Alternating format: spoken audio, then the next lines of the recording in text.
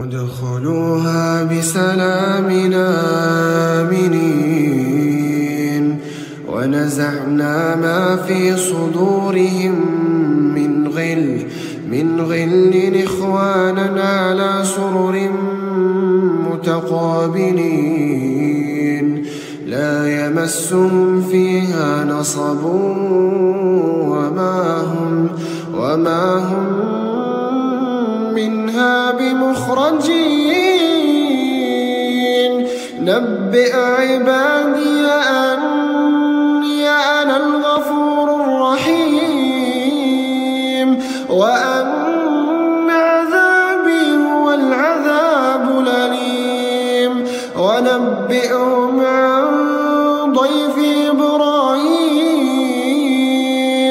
إذ دخلوا عليه فقالوا سلاما قال إنا منكم وجلون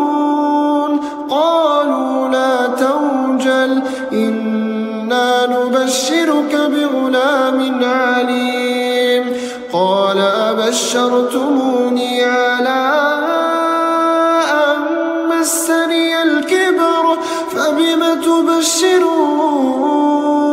قالوا بشرناك بالحق فلا تكن من القانطين قال ومن يقنط من رحمة ربه إلا الضالون قال فما خطبكم أيها المرسلون قالوا إنا أرسلنا إلى قوم مجرمين إلا آل لوط إنا لمنجوهم أجمعين إلا امرأته قدرنا إنها لمن الغابرين فلما جاء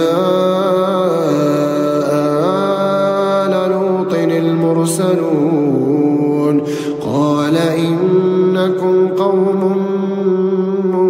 منكرون قالوا بل جئناك بما كانوا فيه يمترون وآتيناك بالحق وإنا لصادقون فاسر بأهلك بقطع من الليل واتبع أدبارهم ولا يلتفت منكم أحد وامض حيث تؤمرون وقضينا إليه ذلك الأمر أن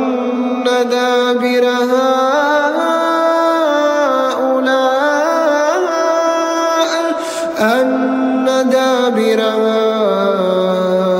هؤلاء مقطوع مصبحين وجاء